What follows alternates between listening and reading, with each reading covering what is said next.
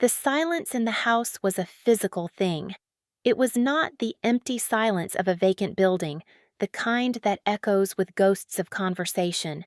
This was a curated, weighted silence, the kind that settled in the lungs and pressed down on the bones.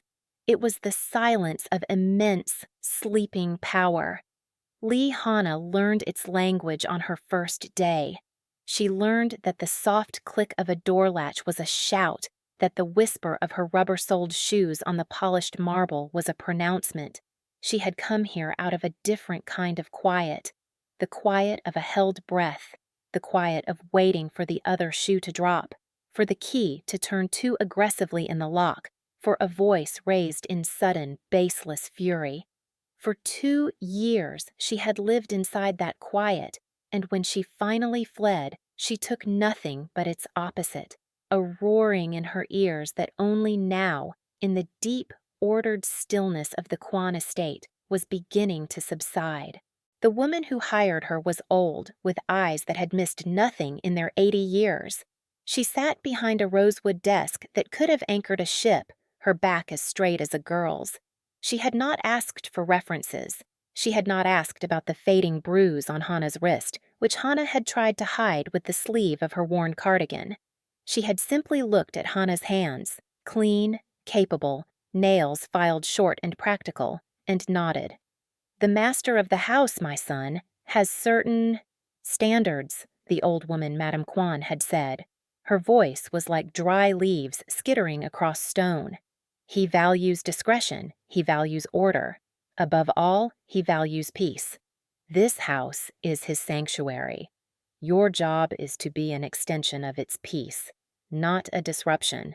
Do you understand?" Hana had understood perfectly. She was an expert in becoming invisible, in anticipating needs before they were voiced, in erasing her own presence until she was little more than a pair of hands that tidied and cleaned and then vanished. It was a skill learned in a harsh school. "Yes, madam," she had replied, her voice soft but clear. She was given a small, spare room in the staff wing, cleaner and quieter than any place she had ever lived. Her duties were laid out by the head housekeeper, a stern but fair woman named Mrs. Park. Hana was assigned to the west wing of the main house. The library, the formal dining room, the ground floor study, and the master suite on the second floor.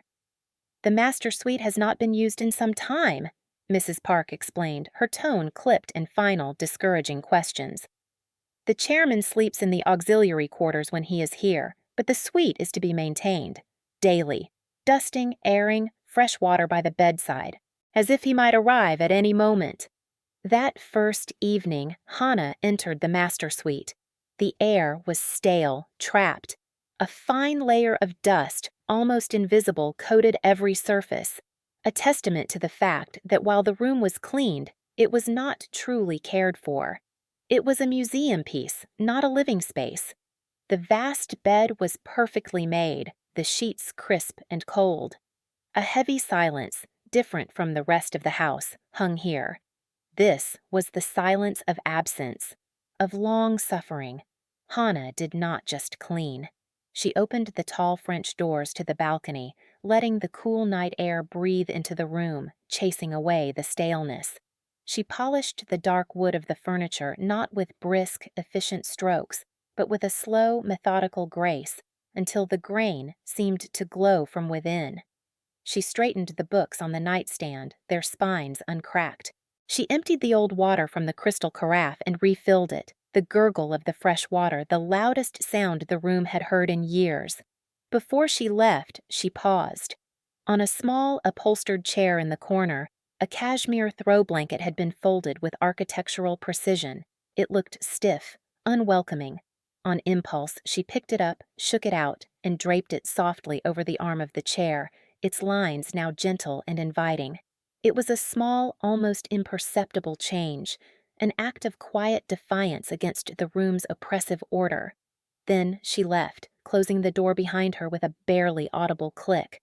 She did not know that she had just altered the course of a man's life. Kwon Min-jun moved through the world wrapped in a shroud of fatigue. It was a permanent state, a low hum of exhaustion beneath the surface of his impeccable composure.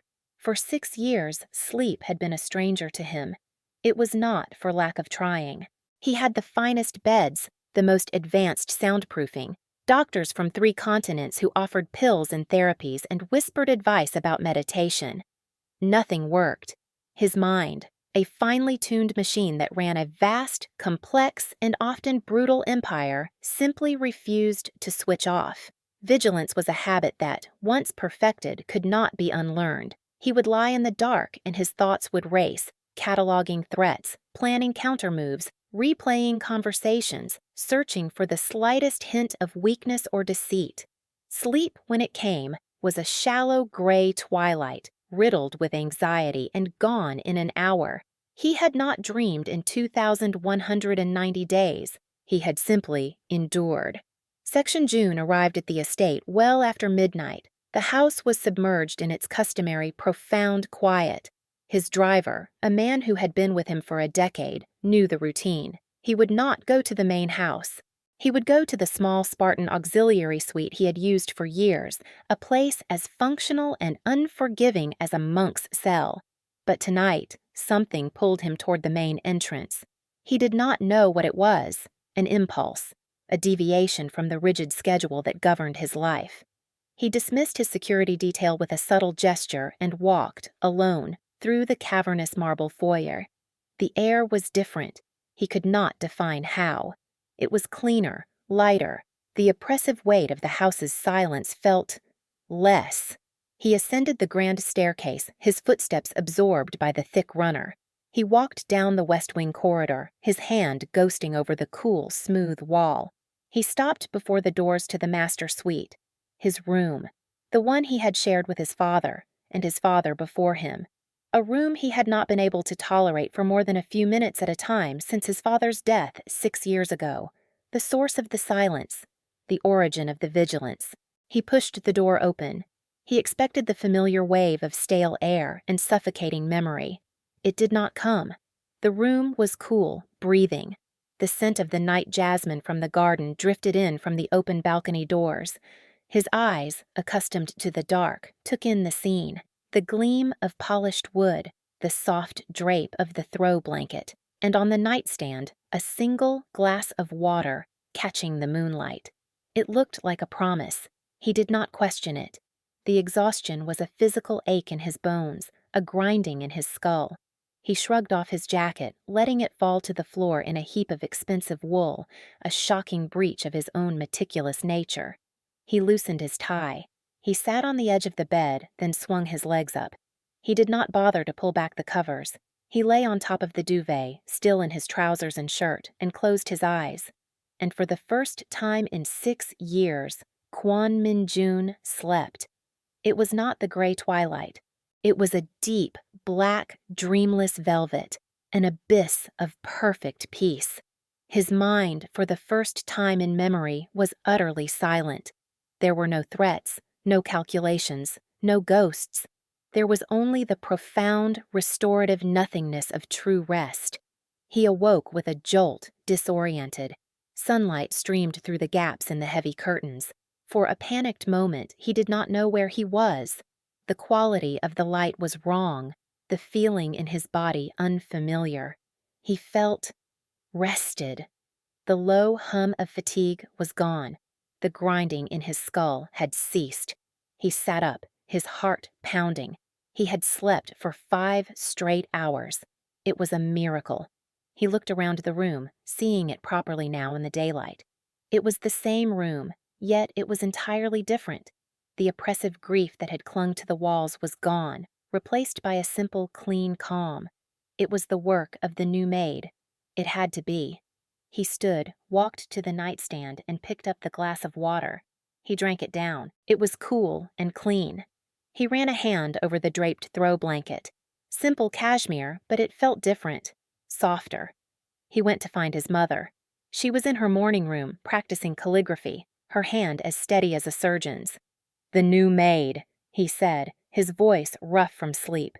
It was the most he had spoken to her in a week. Madame Kwon did not look up from the character she was painting.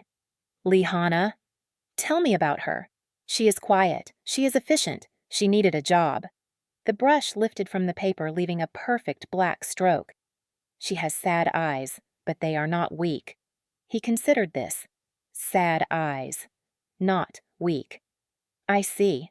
He did not say that he had slept in the master suite. He did not say that the room felt cleansed, not just of dust, but of something heavier. He did not want to examine the miracle too closely, for fear it might evaporate. But he was a man who left nothing to chance. Later that day, he summoned his right-hand man, Mr. Choi. Mr. Choi was a man who seemed to have been born in a perfectly tailored gray suit. His face was a mask of impassive professionalism. He materialized in Minjun's office as if from the shadows. "Lee Hana," Minjun said, looking out the vast window at the manicured lawns of his estate. "I want to know everything." Mr. Choi did not ask why the chairman of the Onguang Group, a man who moved markets and ended careers with a single phone call, was suddenly interested in a new maid. He simply bowed his head slightly. "Everything, Chairman." The command was not a request. It was a statement of inevitable outcome. Mr. Choi was already on his phone before the office door had whispered shut behind him. Hana, meanwhile, knew nothing of this. Her life fell into a simple, calming rhythm. She would rise before the sun, dress in her simple gray uniform, and begin her work. The house was her sanctuary as much as it was the chairman's. Its quiet spaces allowed the roaring in her own head to finally fade. She moved through the grand rooms, her presence a whisper. She found a deep, abiding satisfaction in her tasks, restoring order, creating calm, polishing away the tarnish, both literal and metaphorical. She continued to care for the master suite with particular attention. She never saw the chairman, but she knew he had been there. The first time she had found his jacket in a heap on the floor and his tie discarded on a chair. Her heart had hammered in her chest. Had she overstepped? Was he angry? But the head housekeeper had said nothing. No one had said anything. So she had simply picked up the jacket, noted its impossible softness and weight, and sent it for pressing. She had coiled the silk tie and placed it in a valet tray, and she continued her work. She noticed that he began using the room more often, not every night, but perhaps twice a week. She would find the bed covers slightly rumpled, a book moved, the water carafe half empty. She never saw him, but she felt his presence in these small disturbances of the perfect order she created. It was like a silent conversation. She would set the room to a state of peace, and he would come and inhabit that peace. Then she would return and reset it, a quiet ritual of care. She did not know that on the nights he used the suite, Kwon Min-jun slept. And on the nights he did not, the gray twilight returned. He began to observe her. From the security monitors in his office, he would watch her as she worked. There was a grace to her movements, an economy of motion that was deeply satisfying to his ordered mind. She did not rush. She was not performing. When she polished the long mahogany table in the dining room, her focus was absolute.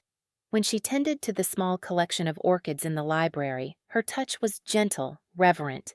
He watched her, and he felt a quiet settle over him. It was the same feeling he had when he entered the master suite after she had been there. Peace. Mr. Choi's report arrived in a slim, nondescript folder. Min-jun read it in his office, the silence of the room deep and profound. The words on the page painted a picture of a life that was the antithesis of the calm, graceful woman he watched on his screens. Her name was Lee Hana, 32 years old, a degree in library science and archival management from a prestigious university, top of her class, worked for 3 years at the National Archives before she met Park Ji-hoon. The report then turned grim. Park Ji-hoon, a marketing manager at a mid-level tech firm, charming on the surface with a core of rotten arrogance. The relationship had started well. Then the control began, the isolation from her friends, the criticism of her work, her clothes, her thoughts, then the verbal abuse, then, finally, the physical violence. The report included copies of police reports she had filed and then been coerced into withdrawing. A restraining order issued 2 months ago that Ji-hoon had violated repeatedly. The final entry was a note from her landlord. She had abandoned her apartment in the middle of the night, leaving everything behind. Minjun closed the folder. He looked at the screen showing a live feed of the library. Hana was there, carefully dusting the spines of leather-bound books. She moved with such quiet dignity. A woman with a degree in archival science, a woman who had managed priceless national documents, was now dusting his furniture because a worthless man had broken her life. A cold, precise anger settled in his chest. It was not a hot, reckless rage. It was the kind of anger that built dams and rerouted rivers. Structural, patient, absolute. Park Ji-hoon had not updated his file. He was working from a version of Lee Hana that had never been accurate in the first place, a version built on his own delusions of ownership and her manufactured fear. He saw her as a possession that had escaped. He did not understand that she had survived. Min Jun picked up his phone. "Mr. Choi, the security protocols for the estate. I want them tripled. Active patrols on the perimeter 24/7, and I want a discreet surveillance team on Park Ji-hoon. I want to know every time he breathes too hard. Is that clear?" "Perfectly, Chairman." Mr. Choi's voice came back, calm and immediate. Min Jun hung up. He leaned back in his chair, his eyes on the monitor. He watched as Hana finished her work in the library and moved on, a small, quiet figure in a vast, silent house. His sanctuary, and he would keep it that way. The first time he spoke to her, it was by design. He knew from Mrs. Park's schedules that she would be in the West Garden Pavilion at 3 o'clock. He went there carrying a file he had no intention of reading. He found her trimming the dead leaves from a potted gardenia. She started when she saw him, a brief, startled intake of breath. She immediately lowered her eyes and bowed her head. "Chairman." He stopped a few feet away. He had seen her from a distance and on screens, but up close he could see the faint, lingering sadness in her eyes that his mother had spoken of. But there was no fear, only a quiet wariness, a stillness. "The gardenias are healthier this year," he said. His voice, even to his own ears, sounded stiff. He was a man who spoke in commands and declarations. Small talk was a foreign language. "They needed more light," she replied, her voice soft. "And the soil was compacted. I have been aerating it." She spoke about the plant with the same serious precision he used to discuss a corporate acquisition. An easy silence fell between them. It was not awkward. It was comfortable, like the quiet of the library when they were both in it. "You do good work, Lee Hana," he said finally. She looked up, surprised. Her eyes met his for a brief second. "Thank you, Chairman." He simply nodded and walked away, the unread file still in his hand. The brief conversation left him feeling strangely unsettled, but not in a bad way. It was the feeling of a locked door creaking open an inch. Hana felt the change in the house. It was subtle, but undeniable. There were more guards, their presence discreet, but constant. They moved with the same quiet efficiency as Mr. Choi. She would catch glimpses of them on the edge of the woods, or see the reflection of a dark car parked on a distant service road. She also felt the chairman's presence more acutely. He was home more often. Sometimes their paths would cross in a hallway or a garden. He would nod. She would bow. The encounters were brief, silent, yet charged with a strange significance. She was not afraid. The fear that had been her constant companion for years had receded, replaced by a deep, instinctual sense of safety. This house, this silent, watchful man, they were a fortress. But she was wary. She did not understand the nature of his attention. She had learned the hard way that a man's attention could be a dangerous, possessive thing. One evening, he found her in his personal study. She was not scheduled to be there, but she had noticed a watermark on a bookshelf and had come to treat it before it could set. He entered without a sound, and she gasped, dropping the soft cloth she was holding. "I'm sorry, Chairman. I should not be in here." He looked at the bookshelf, then at her. "It's fine." He walked over to his desk and sat down, opening a laptop. He did not tell her to leave. He simply began to work. Unsure of what to do, Hana picked up her cloth and slowly, quietly, went back to her task. They worked in silence for nearly an hour. The only sounds were the soft tap of his keyboard and the gentle whisper of her cloth against the wood. It was the most peaceful hour Hannah had spent in the company of a man in years. When she was finished, she gathered her things. "Good night, Chairman," she whispered. He looked up from his screen. "Hannah," he said, his voice low, "you're safe here." It was not a question. It was not a promise. It was a statement of fact, like gravity or the rising of the sun. Her breath hitched. She could not remember the last time someone had said that to her and she had believed it. She simply nodded, her throat too tight to speak, and slipped out of the room. That night, lying in her small, clean bed, she felt the last of the roaring in her ears finally go quiet. Park Ji-hoon was becoming agitated. His life, once a smooth trajectory of easy charm and casual cruelty, had hit a snag. Hannah was gone. At first, it had been an annoyance, an insult to his authority. He had expected her to come crawling back within a week, full of apologies and tears. He had enjoyed the thought of it, but a week turned into a month, then 2. His calls went to a disconnected number. Her friends, the few he had allowed her to keep, claimed to know nothing. He was furious. How dare she? He had invested time in her. He had molded her. She was his project, his property. He did what he always did when faced with a problem. He threw money at it. He hired a cheap, greasy private investigator. "Find her," he'd ordered. "I just want to talk to her." The investigator finally called back, a triumphant sneer in his voice. "Got her. You're not going to believe this. She's working as a maid, a live-in maid at some rich guy's estate out past the mountains." Ji-hoon laughed.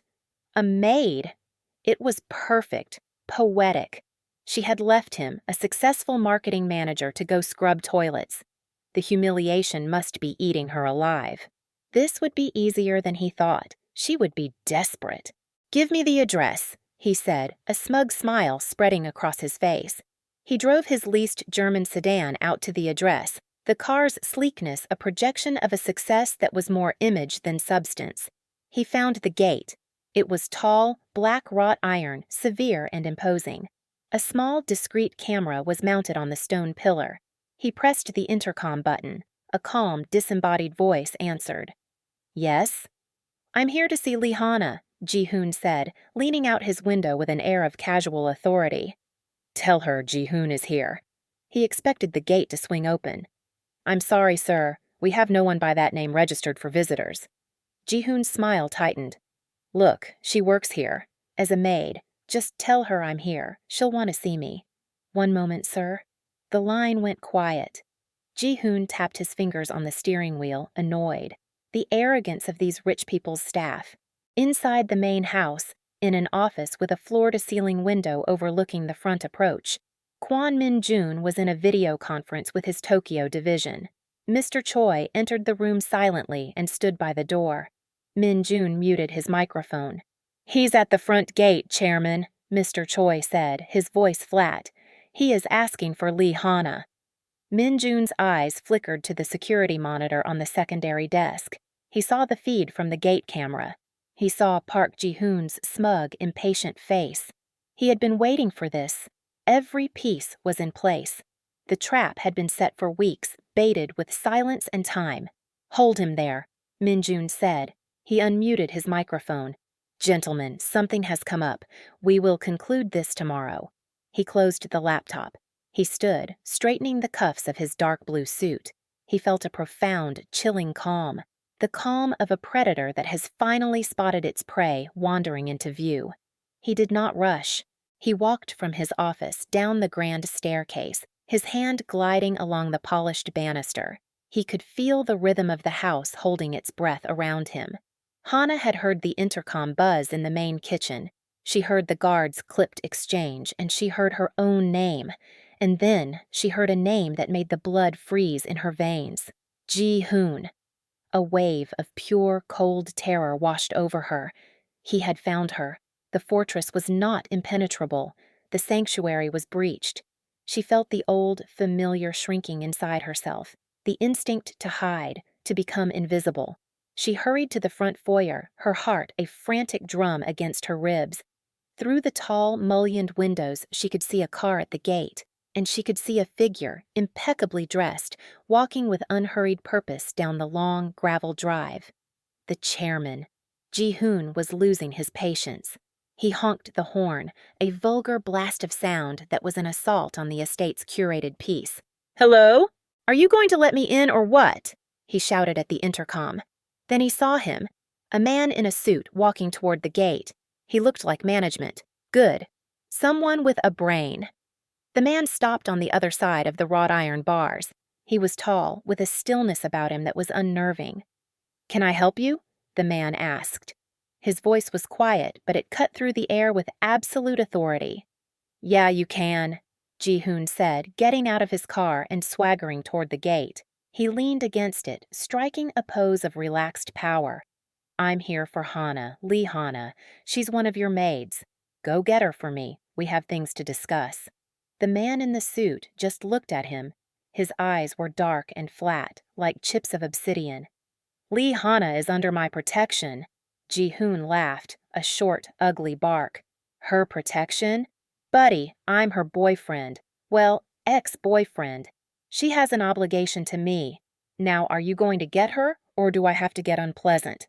The man did not react. He seemed to be studying Ji-hoon, cataloging him like an insect. "Park Ji-hoon," he said. The name was not a question. It was a final judgment. 34 years old, marketing manager, level 3 at Innovatech Solutions. You live in apartment 12B at the Silverlight Galleria Residences. You drive a leased 2022 Genesis G70, license plate number 84GA3991. Your monthly lease payment is currently 2 days overdue. Ji-hoon's smirk faltered. A knot of unease began to twist in his stomach. "How do you know all that?" The man ignored the question. His voice remained low, calm, a voice steady as iron wrapped in silk. "You have a project at work, codenamed Project Nightingale, a new mobile payment platform. For the last 3 months, you have been embezzling funds from its marketing budget.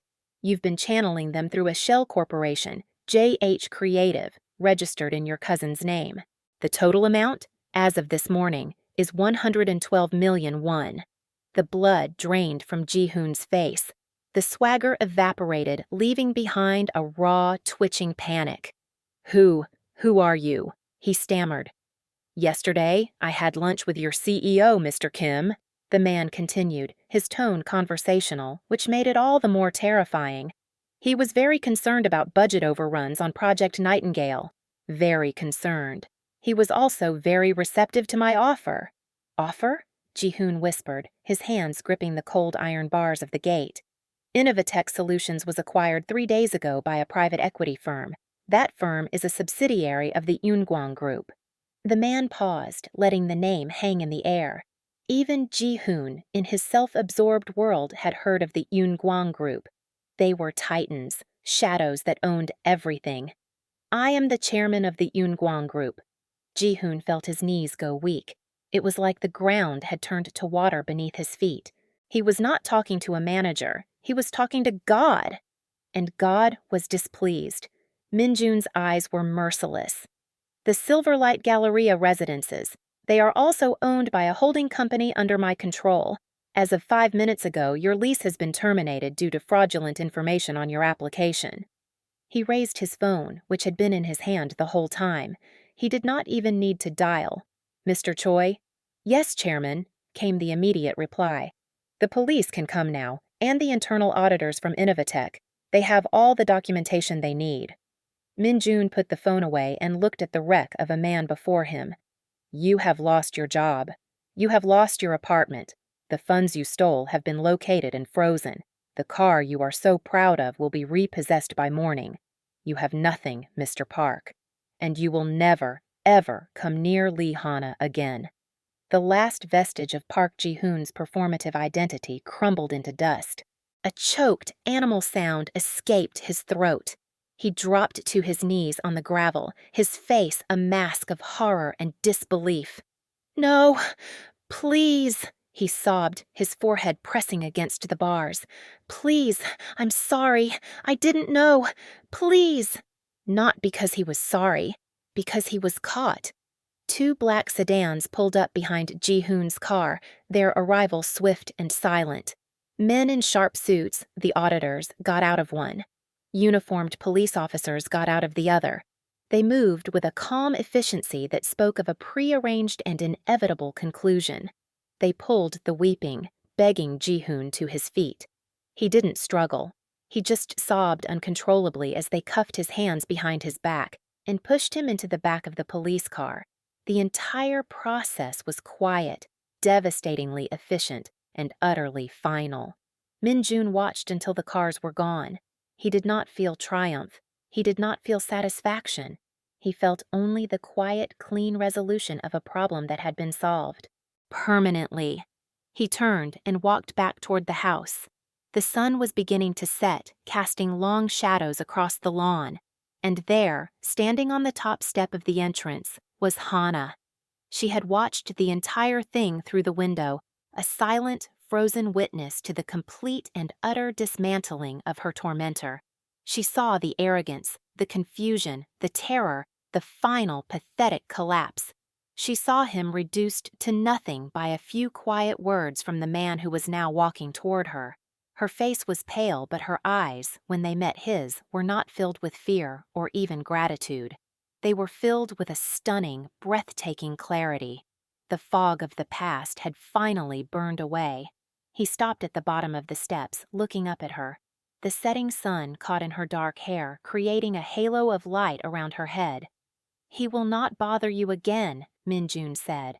It was the same tone he had used before, a statement of absolute fact. She swallowed, finding her voice. "I know." He stood there for a long moment, looking at her. He saw not the frightened woman from Mr. Choi's report, nor the efficient maid from his security monitors. He saw Lee Hana, the woman with sad, strong eyes, the woman who had brought peace to his house and silence to his mind, the woman who deserved more than to be a ghost in someone else's life. "Mr. Choi informed me of your academic background," he said, his tone shifting slightly, becoming more formal. "A degree in library science and archival management. First in your class." Hana blinked, confused by the sudden change in subject. "Yes." "The Eunkwang Foundation maintains one of the largest private collections of historical Korean texts and artifacts in the country. Its archives are a disaster, poorly managed for years." He paused. "The position of chief archivist has been vacant for some time. It requires a person of immense skill, precision, and dedication." He was looking directly at her, his gaze intense. He was not offering her a job as a kindness. He was not giving her a handout. He was recognizing her. He was seeing her competence, her true self, which had been buried for so long. He was offering her not just a position, but a restoration. A slow, trembling breath escaped her lips. It was the exhale she had been holding for years. A smile, the first true, unguarded smile he had ever seen from her, touched her lips and reached her eyes, making them shine. "Yes," she said, her voice clear and steady. "I would like that very much, Chairman." 3 months later, the light in the chief archivist's office was the last to go out. The office was part of a modern, elegant building in Seoul that housed the Eunkwang Foundation. Inside, surrounded by the scent of old paper and climate-controlled air, Hana worked. She was no longer in a maid's uniform. She wore an architecturally precise dress of deep emerald green, her hair tied back in a simple, elegant knot. She was not just working, she was creating order from chaos. She was building systems, preserving history, and commanding a team of junior researchers with a quiet authority that they respected implicitly. She had found her place. She had been the most capable person in every room she had been in for years. Now, finally, she was in a room that acknowledged it. The door to her office opened without a knock. Kwon Min-jun stepped inside, holding 2 cups of tea. He placed one on the edge of her large, clean desk. He no longer looked perpetually exhausted. The deep lines of fatigue around his eyes had softened. He looked peaceful. "You work too late," he said. It was a familiar refrain. "The Goryeo dynasty manuscripts just arrived from the restoration lab," she replied, a spark of excitement in her eyes. Their digital surrogates need to be cataloged before they can be released to the public database.